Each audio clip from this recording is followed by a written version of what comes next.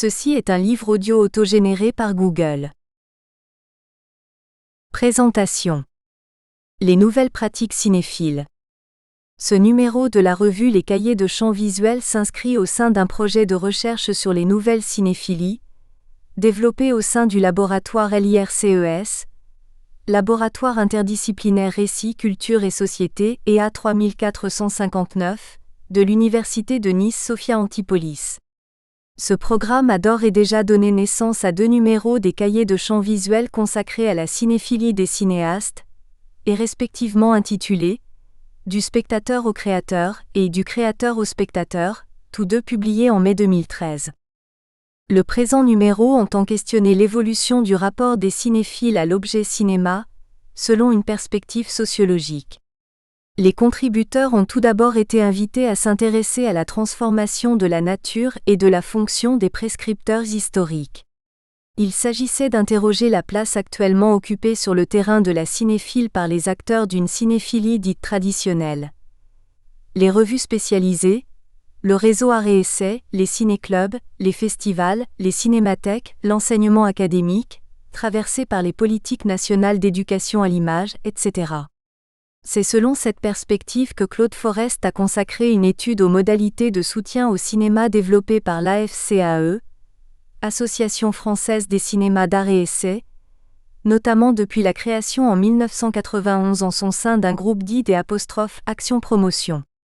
Il y envisage en particulier l'impact que ce type d'action peut avoir sur la possibilité qu'ont les films d'art et essai de rencontrer leur public.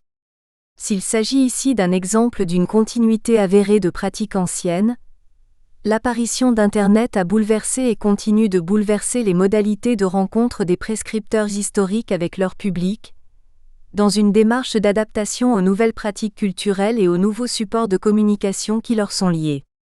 Ceci se vérifie pour les fanzines dont Johan Chanoir souligne la pérennité sous leur forme traditionnelle, mais que l'on retrouve parallèlement transfigurés sur Internet à travers l'explosion de blogs divers et variés dont Manuel Dupuis-Sall étudie la fonction et les usages. Un autre exemple de ce phénomène est offert par la forme festivalière classique qui cherche aujourd'hui des prolongements dans une forme virtualisée, dans un mouvement paradoxal qui remet en cause l'identité première de ces événementiels en présentiel. C'est ce que Christelle Taillibert cherche à montrer à travers une étude de terrain consacrée au récent événement promu par Unifrance, My French Film Festival. Internet a aussi engendré des pratiques totalement nouvelles dans le domaine de la cinéphilie, et que s'attachent à décrire et analyser de nombreux articles du présent volume. Plusieurs phénomènes attestent de la constitution de communautés cinéphiles, galvanisées par l'émergence du Web 2.0, outil au service de l'interaction entre des publics différents, et virtuellement réunis autour d'intérêts communs. Ces transformations travaillent en profondeur la notion même de culture cinéphilique, et impliquent l'émergence de nouvelles pratiques. Internet s'est imposé comme un canal de distribution privilégié des œuvres cinématographiques. La question du téléchargement de films et de leur visionnage en streaming, rendu possible par la généralisation de la DSL, est au cœur de plusieurs contributions qui insistent sur le renouvellement des modalités de consommation des images animées et de leur appropriation dans un processus cinéphilique.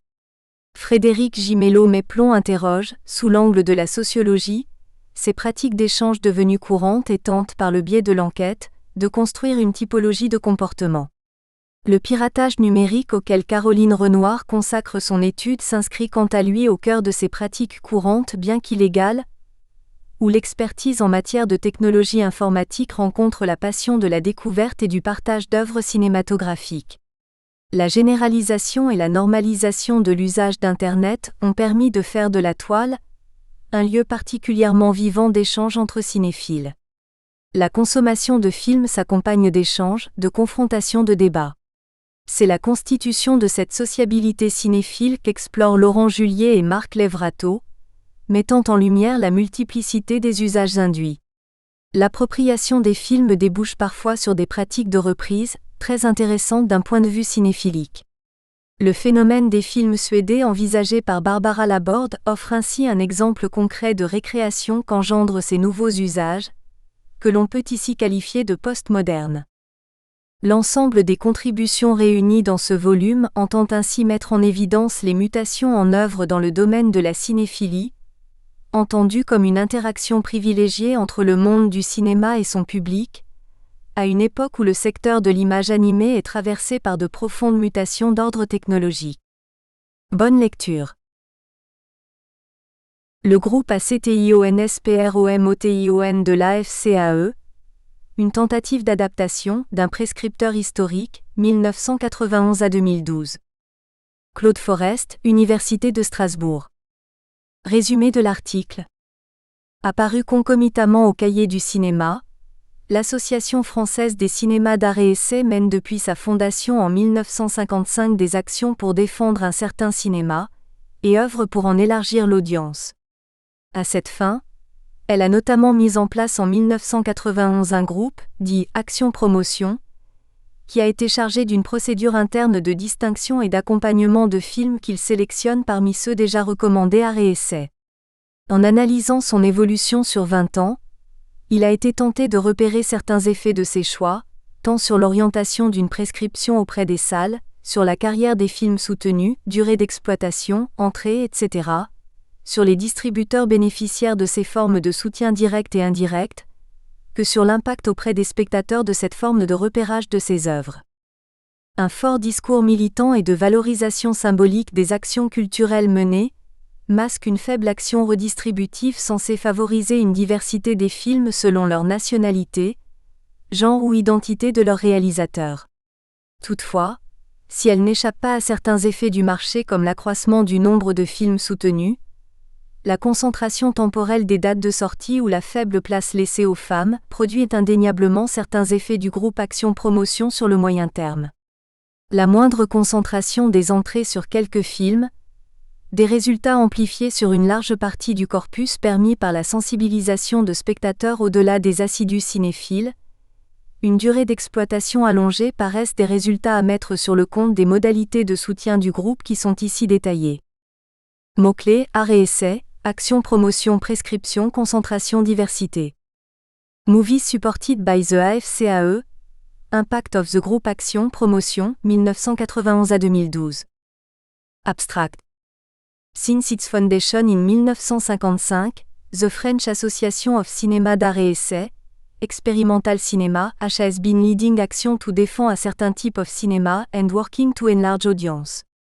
To descend it set up in 1991 a group called Action Promotion, which was responsible for an internal procedure of distinction and support of movies selected among those already recommended à art et essai, experimental.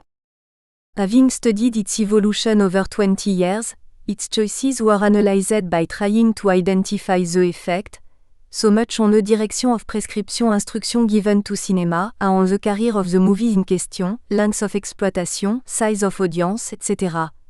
And on the distributors benefiting from this form of direct and indirect support, and on the impact on spectators of this form of movie identification. Beyond the militantly nor symbolic status of the cultural action undertaken, it seems that, less than a redistributive action in a movie's diversity according to its nationality, genre or director's identity, if it doesn't escape from certain effects of the market such as the increase in the number of movies supported, the temporal concentration of the date of release or the weak place left to women, certain effects of the group action, promotion in the middle term are undeniable. Fact appearing from the results, such as the slightest concentration in size of audience for some movies, amplify results on a large part of the corpus made possible by a raising awareness of the spectator's sensitization, beyond diligent filmgoers, and a longer period of exploitation, are to be taken into account in the methods of support of the group which are analyzed here in detail. Keywords, art et essai, action, promotion, prescription, concentration, diversity. Apparu en France au milieu des années 50, le concept, le label et le réseau de salles art et essai ont initialement joué un rôle de guide, de prescription puis de distinction, tant pour les films recommandés que pour les professionnels concernés. Pour le public, l'art et essai demeura longtemps symbole et balise d'orientation vers une garantie de qualité cinématographique, des générations de cinéphiles français s'étant longtemps laissés guider par ce qui deviendra le signe d'appartenance à une communauté, de surcroît spécifiquement hexagonales. Un demi-siècle plus tard, symptôme d'une reconnaissance culturelle accrue, la moitié des établissements cinématographiques français, 55% en 2012, est désormais classée, représentant 41% des écrans et générant 23% des entrées pour 20% des recettes totales.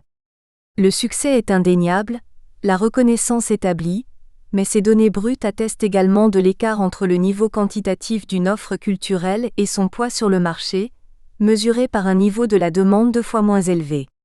D'autant que ces salles ne diffusent pas que des films recommandés art et essai, et qu'aucun film recommandé ne réalise toutes ses entrées exclusivement dans ces salles. Le pourcentage des entrées des films AE en salle AE est inversement proportionnel à leurs entrées totales. Plus un film sera tiré sur un grand nombre de copies et ou réalisera d'entrées, et moins le pourcentage de ces dernières en salle AE sera important. Mais une large part des spectateurs ne se reconnaît encore qu'autour de l'offre permise par ce parc. La fréquentation de certains établissements fortement identifiés, pouvant agréger des pratiques cinéphiliques d'abord autour de leur salle avant le film lui-même, telle celle emblématique du réseau Utopia. Les films recommandés à réessai, depuis 2 décennies représentent plus de la moitié des œuvres mises sur le marché en salle en France, 60% en 2012, signe peut-être d'un accroissement de la qualité des films distribués, mais surtout d'un élargissement du concept initial, provoquant de facto une dilution de la valeur distinctive du label en le faisant passer d'une rareté relative à une offre majoritaire. Face à cette évolution, des mesures adaptatives ont été tentées, menées d'un côté par une fraction de la profession la plus exigeante sur le plan cinéphile, qui aboutiront notamment à la création d'un surlabel recherche pour les films puis les salles, accompagné de la création en 1991 du Groupement national des cinémas de recherche rassemblant une partie des salles concernées, 260 en 2013. Historiquement toutefois, la quasi-totalité, plus de 1050 des salles classées demeurent regroupées au sein de l'association fondatrice du mouvement, l'Association française des cinémas d'art et essai, AFCAE, qui mène plusieurs actions pour poursuivre l'ambition de ses fondateurs de mieux défendre le cinéma qu'ils aimaient, d'en élargir l'audience, en se coordonnant pour se renforcer.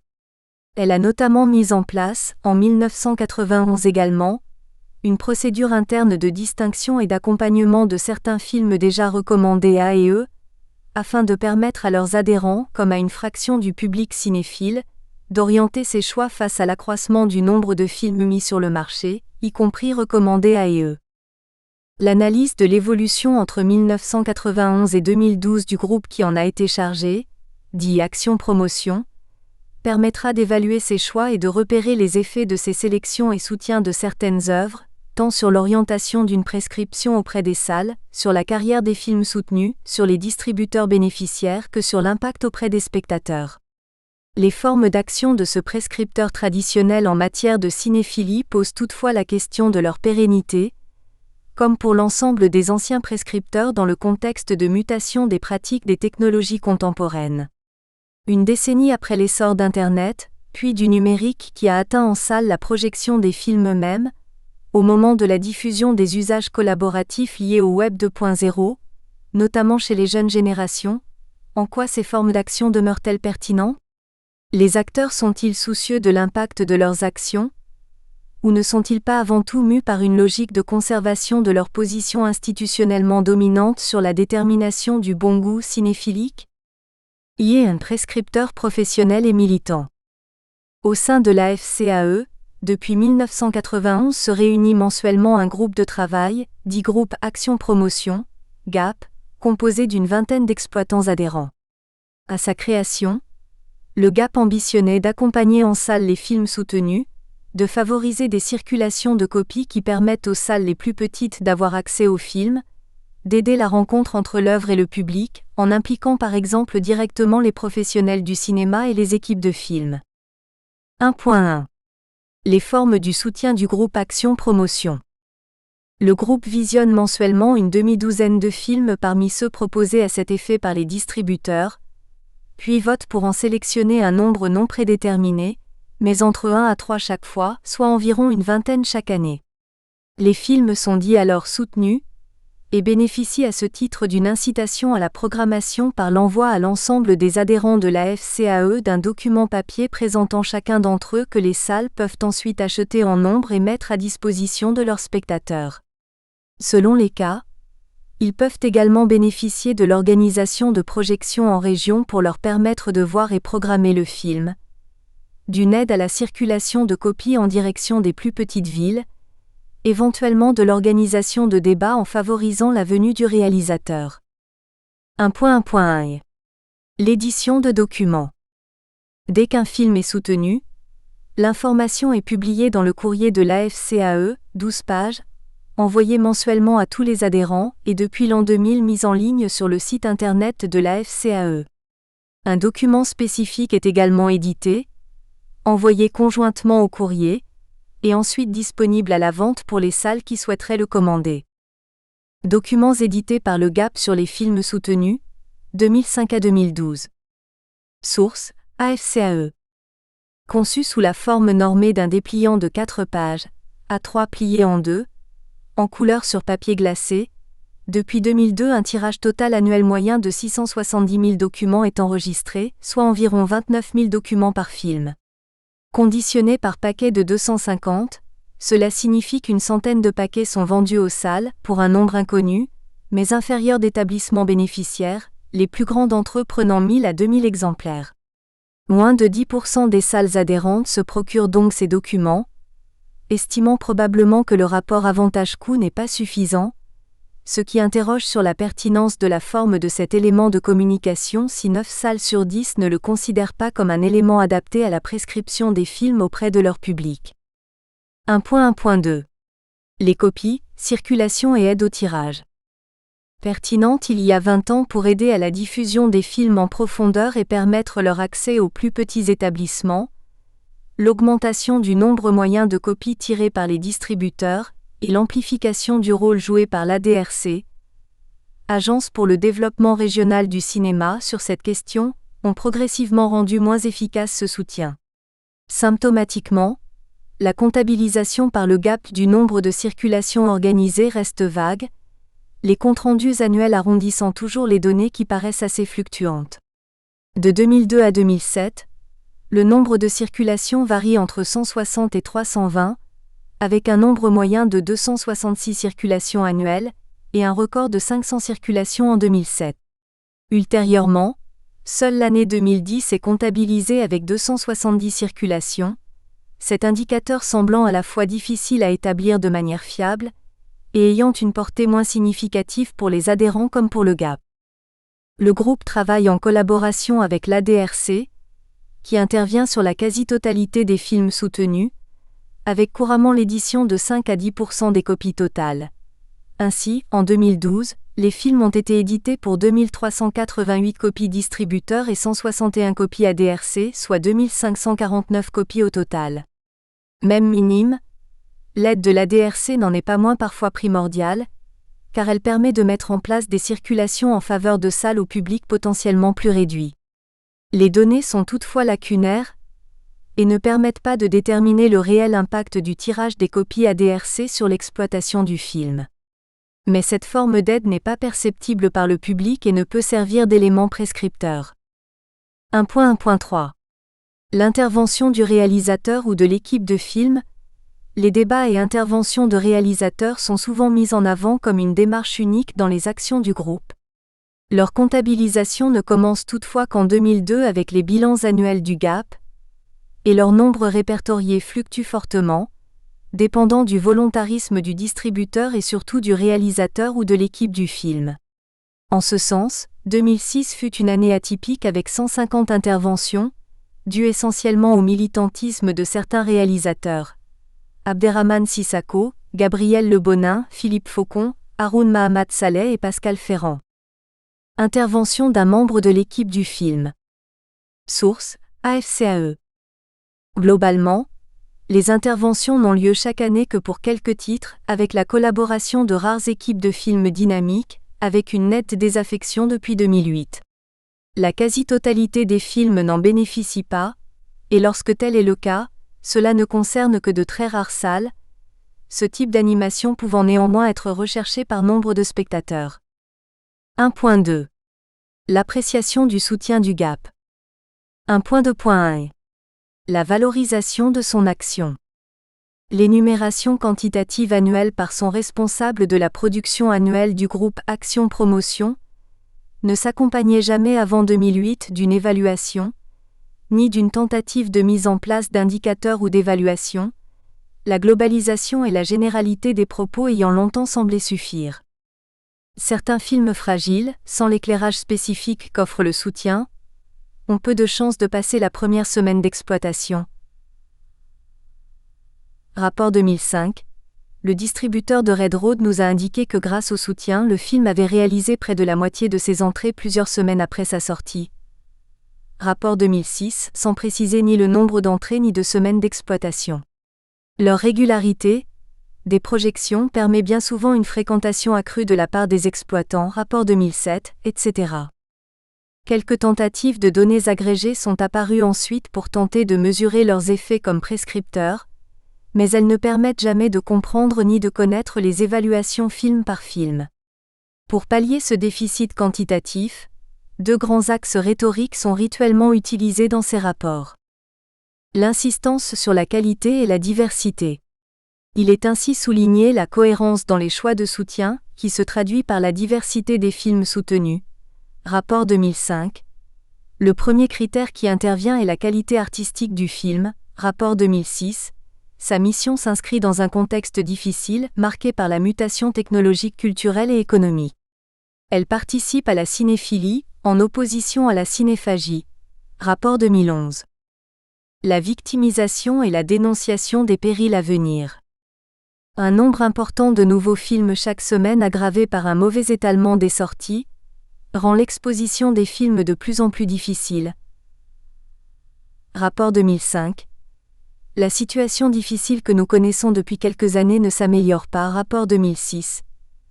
Dans ces temps difficiles où l'indépendance et la diversité sont de plus en plus fragilisées, ces chiffres donnent à notre travail toute sa légitimité. Rapport 2008. Ces résultats relativement satisfaisants ne sauraient masquer la réalité de l'environnement concurrentiel du secteur, celui de la concentration. Celle-ci se manifeste, entre autres, nous le savons, par la multiplication des films qui sortent chaque semaine et l'accès de plus en plus difficile aux copies. Rapport 2011. Soit les deux à la fois. Le réseau des salles arrêt-essai est plus que jamais indispensable à la défense de la diversité et de la vitalité du cinéma dans un monde d'images où le quantitatif se substitue progressivement, mais dangereusement au qualitatif. Rapport 2007, etc. 1.2.2. L'évaluation de son action. À ce jour, après 22 ans de fonctionnement, le CNC n'a commandé aucune étude pour mesurer ou évaluer l'impact ni l'action du GAP, notamment sur l'efficacité de son action de prescripteur.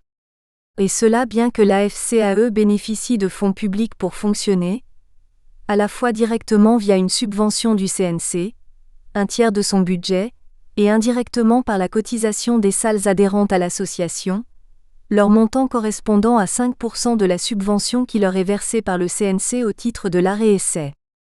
L'association elle-même n'a mené en interne aucune étude ni bilan global sur son groupe Action Promotion. Il n'existe pas avant 2005 de traces de bilan ni de compte-rendu lors de l'Assemblée générale de l'association. Elle a commencé à dresser des bilans et comptes-rendus annuels seulement à partir de 2003, dont une synthèse paraît depuis chaque année dans le numéro du mois de mai de son bulletin, le courrier de l'AFCAE, faisant suite à sa présentation publique lors du rapport moral délivré à l'AG qui se tient rituellement lors du Festival de Cannes. À partir de 2005, le bilan présenté pour le GAP est synthétique et relativement succinct, moins de 2 pages, correspond bien à l'esprit d'un rapport moral mais pas à une analyse. Il énumère les films soutenus dans l'année en indiquant de manière arrondie les chiffres clés de tous les éléments de soutien, nombre de sociétés de distribution concernées, de projections en région, etc. Comme fréquemment dans le milieu culturel, le réel des situations vécues se voit ainsi tout simplement ignoré au profit d'un imaginaire tel que le véhicule les mises en forme fictionnelles, et d'un symbolique des significations plus ou moins conscientes. L'impact qualitatif sur le public n'y est pas évoqué, l'homologie entre les films, les salles et les spectateurs semblant aller de soi, aucune évocation d'une évolution qualitative des pratiques cinéphiliques n'étant par exemple évoquée ni questionnée. Dès lors, l'évaluation de l'action du GAP sur cette période pose de nombreuses difficultés méthodologiques par difficulté d'accès aux sources. Par exemple, si la liste des films est connue, leurs résultats et carrières ne le sont pas directement, et le suivi des films dans les salles s'avère ex post de ce fait impossible sur un aussi grand corpus, 469 titres. Les distributeurs représentaient un autre accès possible, mais ils se sont massivement montrés peu intéressés, y compris pour leur propre catalogue, par l'évaluation précise des effets réels que le soutien pouvait générer. 1.3. Les caractéristiques des films soutenus. Le GAP existe depuis 1991, mais ces 2 premières années ont été expérimentales et peu représentatives. Un film soutenu en 1991, 5 en 1992. Ces 2 années seront donc exclues de la suite de l'étude en ce qui concerne les comparaisons moyennes et évolutions tendancielles. 1.3.1. L'évolution quantitative du nombre de soutiens.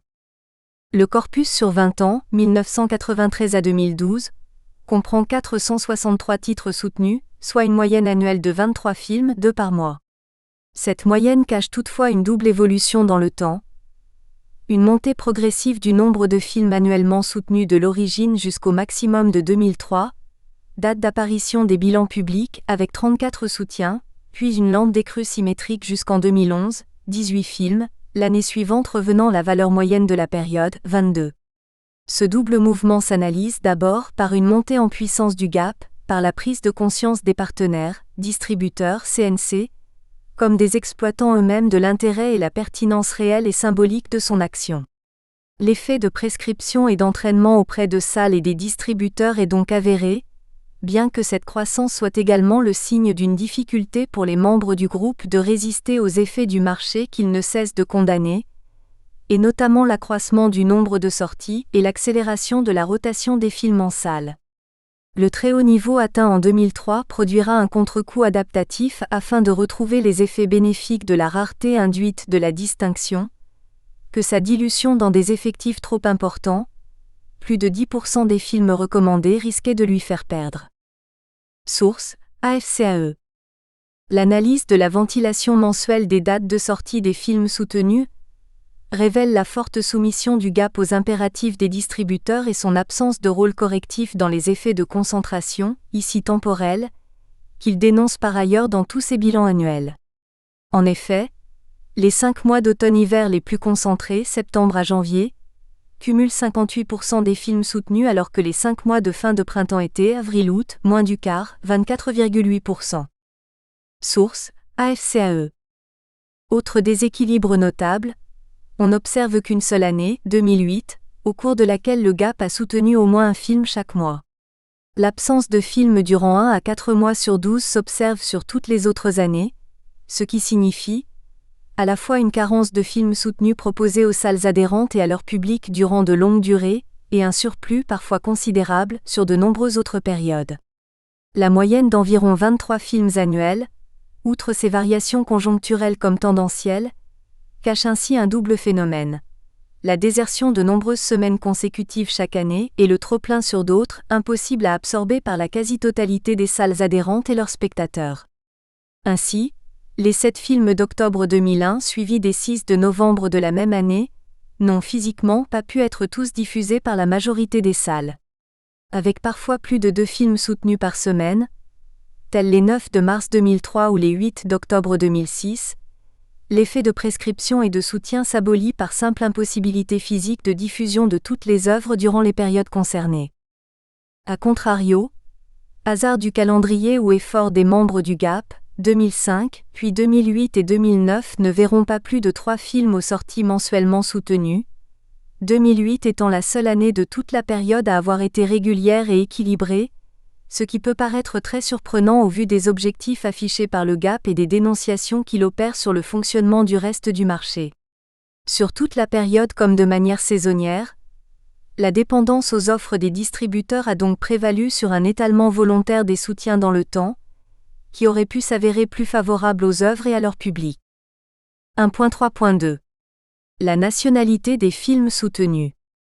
Indicateur de la curiosité et de la recherche de variété aux yeux d'une certaine cinéphilie, point fort et raison d'être de l'existence du GAP, la diversité des origines géographiques semble respectée avec 64 pays différents représentés à travers les différentes productions et coproductions, 91 depuis 1991, soutenues.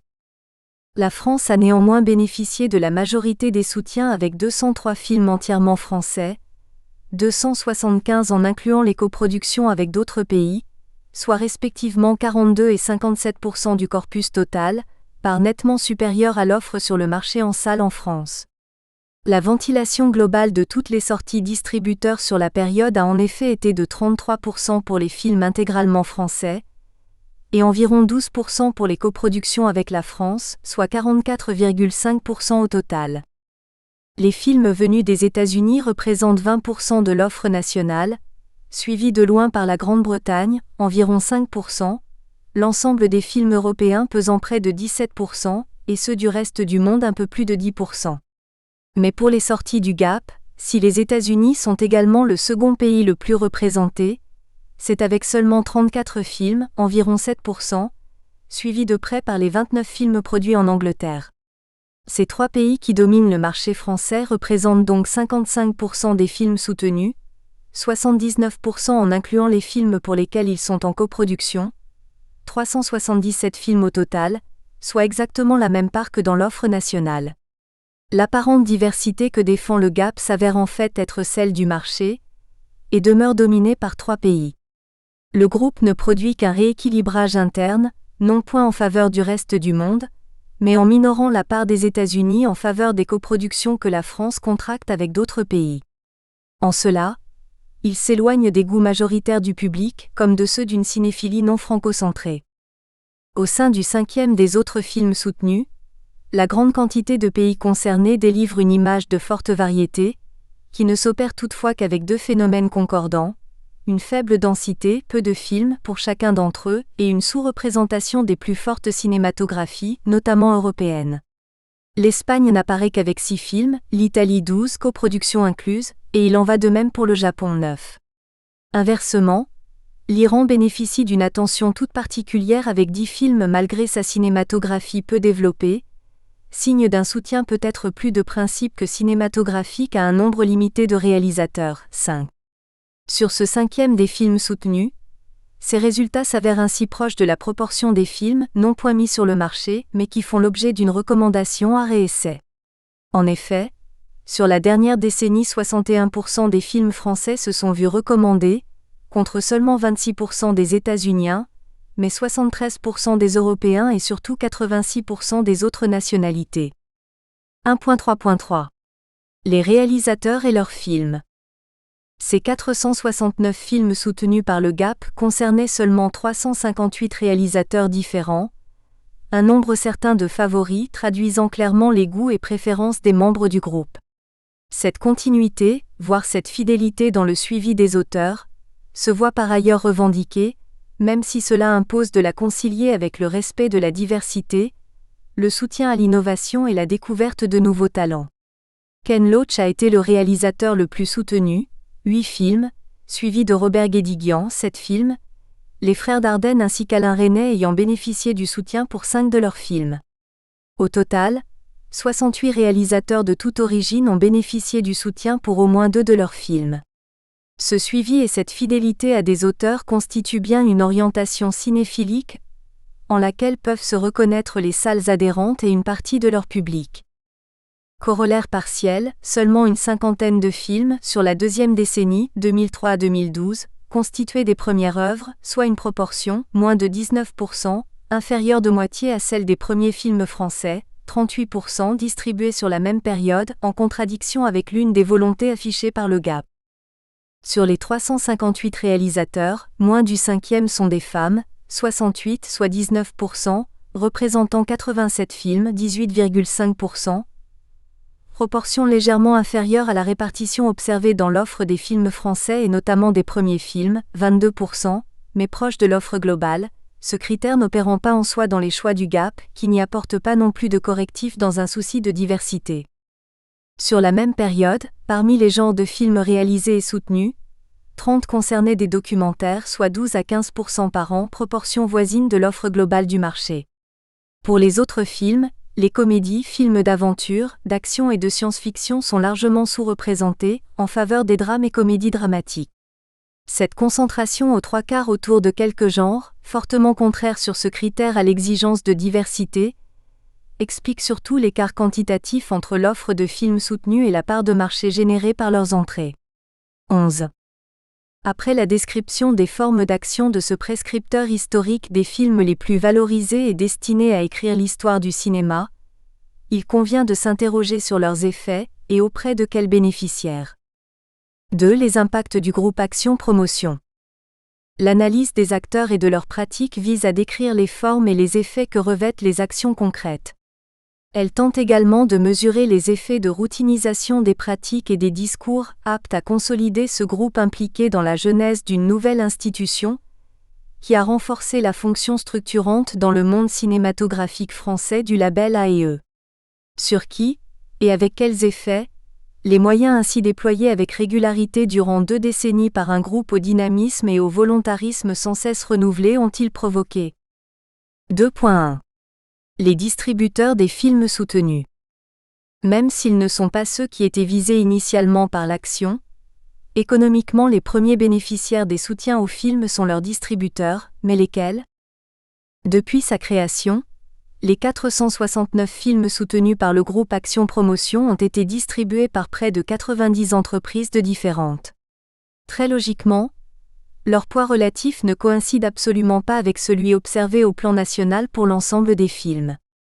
Le marché de la diffusion en salle se caractérise depuis ses origines par sa forme oligopolistique, moins par le niveau quantitatif de l'offre, nombre de titres mis sur le marché, que par la concentration de la demande sur certains catalogues qu'un faible nombre de distributeurs arrivent à constituer. Les distributeurs les plus importants économiquement diffusent 1 à 2 douzaines de nouveaux films chaque année, soit 1 à 2 par mois en moyenne. Les 10 premiers offrant ainsi le tiers des nouveautés, mais ils engrangent 70 à 90% des entrées selon les années, 82% en moyenne sur la période considérée, 1992 à 2012. Au sein de cet oligopole, la domination de 4 majors hollywoodiennes, Buena Vista International, Disney, Fox, l'ex-UIP Universal, etc., et Warner s'avère constante, mais de par la composition de leur catalogue, elles se trouvent totalement absentes des soutiens du GAP pour 2 d'entre elles, pour seulement 1 et 2 titres sur la période pour les 2 autres. Les entreprises françaises liées à un groupe issu de l'exploitation, Gaumont, Pathé et l'UGC ne mettent sur le marché qu'une quarantaine de nouveaux films par an, mais enregistrent 20 à 25% des entrées. Elles ont également été écartées des choix du GAP avec respectivement 1, 6 et 1 films cumulés sur toute la période.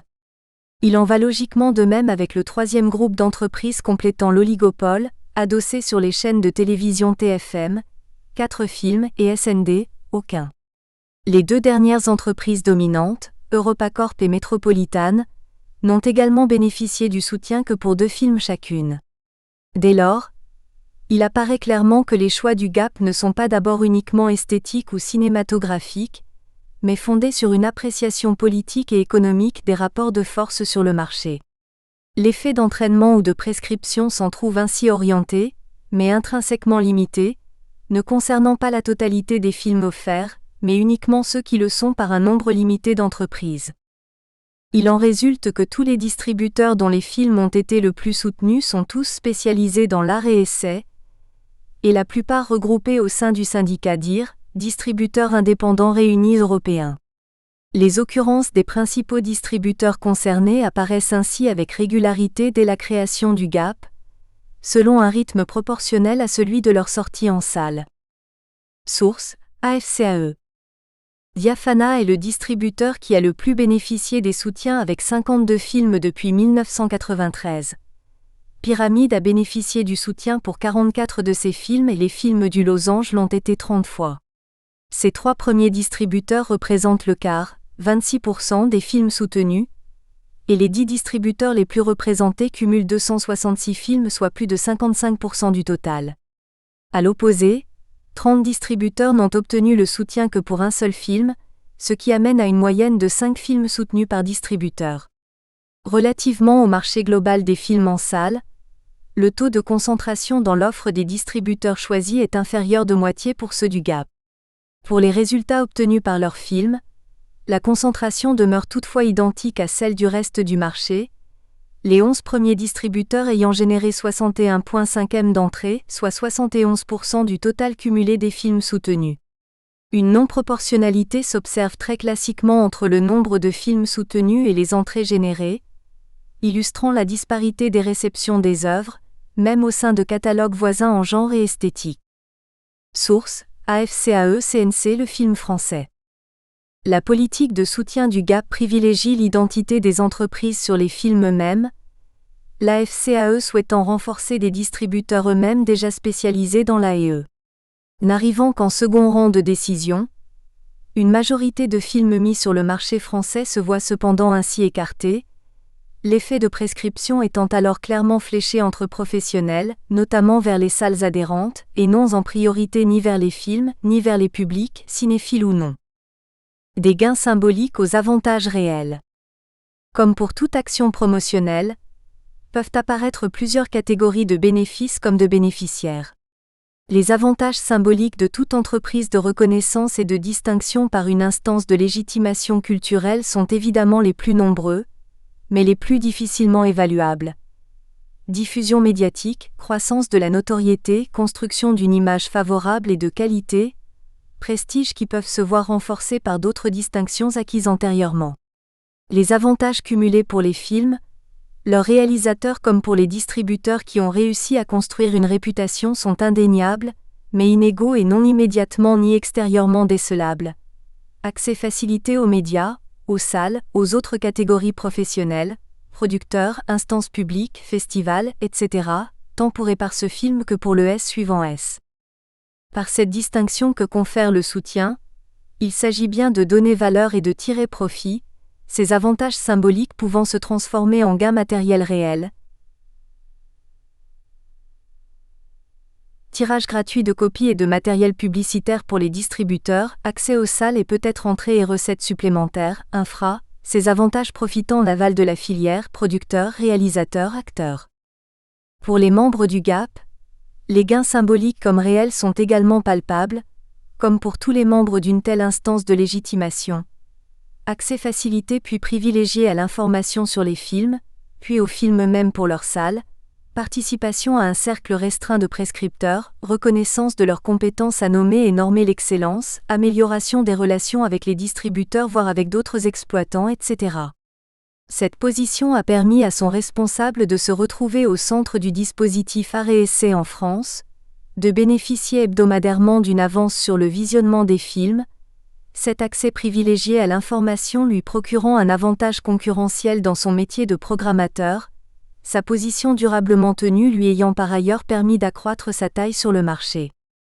Pour les salles, un gain en image peut s'observer, appartenance à un réseau, gage de qualité délivré par un label, etc., utile auprès d'éventuels bailleurs de fonds, collectivités territoriales, comme du CNC lors de l'examen de leur dossier pour évaluer leur classement AEE dont dépend le montant de la subvention qui leur est annuellement délivrée. Sur ce plan, il est à noter que lors de l'examen des dossiers des salles par les commissions régionales de classement AEE qui déterminent leur classement et surtout, le montant de la subvention accordée, bien que non prévu par la loi, décret du 22 avril 2002 comme critère d'évaluation, la quantification, au sein des films recommandés, du nombre de ceux qui sont soutenus par la salle examinée constitue de facto un critère utilisé et quelquefois prégnant. Ce qui, à n'en pas douter, au-delà des mesures promotionnelles, peut constituer une motivation et une incitation puissante pour nombre de salles pour diffuser les films en question. À l'inverse, le public ne connaît pas le Gap, l'ensemble de ses actions lui étant soit inconnu, soit faisant partie de l'activité ordinaire de la salle. Un faible nombre de salles commandant la plaquette, il est donc peu probable que, hormis quelques lieux et ou publics, cet élément de communication soit déterminant dans la motivation des spectateurs, à la différence peut-être d'autres éléments de fidélisation, tels les programmes papier de la salle. Assimilés à des éléments de communication ou de promotion, ils n'ont pu accéder au rang d'éléments de fidélisation et encore moins de reconnaissance cinéphilique, au contraire de revues spécialisées. Dès lors, tous ces effets cumulés ont-ils un impact sur le rapport des spectateurs aux films concernés ? 2.3. La carrière des films soutenus. Les entrées réalisées par un film, mais surtout sa durée d'exploitation en salle, peuvent être de bons indicateurs pour déterminer les effets des soutiens du groupe Action Promotion, leur capacité d'entraînement du public et leurs évolutions sur la durée. Statistiquement, il est toutefois impossible d'isoler ces effets, ni d'imaginer ce qu'auraient été les carrières des films concernés s'ils n'avaient pas bénéficié de ces soutiens. Mais la taille et l'étendue temporelle du corpus peuvent éventuellement permettre de détecter certains impacts des actions du GAP. 2.3.1. Les entrées. Au total, 87 millions de spectateurs se sont rendus en salle pour voir l'un des 459 films soutenus dont nous disposons des entrées, soit en moyenne 189 000 spectateurs par film. Cette moyenne s'avère néanmoins totalement non représentative et éloignée de la médiane qui n'est que de 83 000 entrées, l'écart attestant à la fois d'un nombre élevé de titres aux faibles entrées et de quelques rares titres ayant rencontré un succès significatif. Si le promoteur originel du mouvement AEE pouvait indiquer que notre objectif est de faire du cinéma intellectuel un cinéma de masse, 16 de fait, 14 films dépassent le million d'entrées et cumulent à eux seuls 19,5 soit 22,5% des entrées totales. Des hommes et des dieux attirent le plus grand nombre de spectateurs, 3,1 m, et à l'opposé, Jour tranquille à Sarajevo rassemble le moins de spectateurs avec seulement quelques centaines d'entrées en France. 30 films enregistrent entre 500 000 et 1 million d'entrées, 170 films entre 100 000 et 500 000 entrées, 77 films entre 50 et 100 000 entrées, 137 films entre 10 000 et 50 000 entrées et 31 films à moins de 10 000 entrées. Le soutien du GAP n'est donc absolument pas un gage de succès pour le plus grand nombre de films concernés, et on peut clairement affirmer qu'il n'est pas globalement un atout pour une très grande réussite ni une garantie pour éviter une réception confidentielle. La cristallisation d'une frange significative de spectateurs autour de ces œuvres ne s'est donc pas observée. Source: CNC, le film français. Toutefois, ces résultats bruts doivent être affinés et mis en relief avec les résultats de tous les autres films sortant en salle en France, et de ce point de vue, 3 enseignements peuvent être tirés.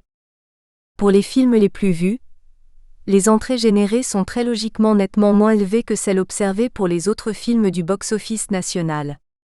Si ceteris paribus, l'on compare le succès atypique des Hommes et des Dieux au plus grand succès des salles en France sur la période, Bienvenue chez les Ch'tis, l'écart est de 1 à 7. En revanche, l'écart au film suivant immédiatement est moindre et ces derniers observent ensuite entre eux une dégressivité nettement plus faible, 1.9 m, 1.8 m, 1.6 m, etc., que sur le reste du marché, 16.6 m pour Intouchable, puis 14.7, etc. Ce qui signifie que la demande du public visé est globalement mieux répartie entre les films, que sa concentration est moindre, que les spectateurs concernés appartiennent à la catégorie des assidus, une sortie par semaine au cinéma, ou au moins des réguliers, une fois par mois, ce que l'analyse de la ventilation des films classés par ordre décroissant d'entrée confirme.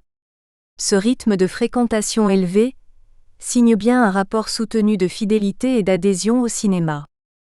Si la courbe suit la forme fortement décroissante de toutes les courbes de concentration, les indices de celle-ci s'avèrent nettement moins forts que pour l'ensemble des autres films mis sur le marché. La moitié des entrées totales générées par les films soutenus est réalisée par 11% des titres les plus vus, tandis qu'elle l'est par 5% des titres seulement annuellement en moyenne tous films confondus. À l'opposé, la moitié la moins vue des titres soutenus génère 9% des entrées totales, indice 10 fois supérieur à celui de l'ensemble des titres. L'action du GAP permet ainsi de minorer la concentration de la demande et son étalement aux deux extrêmes. À cette extrémité des films les moins vus, s'il est délicat d'établir une limite quantitative précise pour déterminer des résultats comme confidentiels, il convient d'observer plusieurs phénomènes concordants, à commencer par la faible proportion de films réalisant moins de 10 000 entrées, 31 titres, soit 7% du corpus, alors que la proportion annuelle nationale s'établit entre 30 et 40% selon les années. Ils sont 111 en élargissant la tranche à ceux réalisant moins de 30 000 entrées, soit le quart du corpus, alors que la moyenne en France est double sur la période.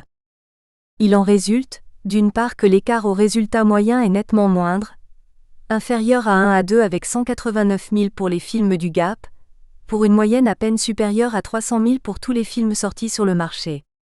Mais surtout, à la fois cause et résultante des résultats antérieurs, la proportion des films obtenant des résultats moyens sans trop, s'avère nettement plus large que celle observée sur le reste du marché depuis 2 décennies. Si le concept avait un sens, ces films du milieu en termes d'exploitation se verraient ainsi davantage préservés. Dès lors, il est possible d'affirmer que, en moyenne, la carrière des films concernés s'est vue modifiée, la pratique d'un noyau de quelques dizaines de milliers de spectateurs ayant pu se voir cristalliser autour de cette offre distinctive. 2.3.2 Durée d'exploitation. La durée d'exposition en salle des films soutenus par le Gap explique partiellement ces résultats. En moyenne, ces films demeurent au moins 11 semaines en salle, et leur durée médiane est très proche avec 10 semaines, soit des durées légèrement supérieures à l'ensemble des films exploités en salle en France sur la période. Le nombre de semaines maximales d'exploitation est de 52, et 40 films dépassent les 20 semaines d'exploitation. Il est toutefois à noter une légère diminution de cette durée sur la période. De 1991 à 2000, la durée moyenne d'exploitation est de 13 semaines contre 11 de 2001 à 2012, soit une réduction de 2 semaines entre les 2 décennies. Bien que l'une des volontés du Gap soit de permettre aux films de rester plus longtemps en salle, on remarque que même les films soutenus par le groupe n'échappent pas à la tendance lourde de la diminution de leur temps d'exposition en salle. Ils se maintiennent toutefois nettement au-dessus de la moyenne des autres films, car l'espérance de vie habituelle d'un film en salle tourne désormais autour de 9 semaines, avec un maximum ordinaire de 16 semaines. Source : le film français. Même légèrement minorée et incomplète, l'analyse de la durée d'exploitation des films soutenus par le Gap permet de tirer certains enseignements majeurs. L'étalement des durées d'exposition est nettement plus progressif que pour les autres films. Nous espérons que vous avez apprécié cet aperçu. Pour continuer à écouter ce livre audio sur Google Play Livres, utilisez le lien dans la description de la vidéo.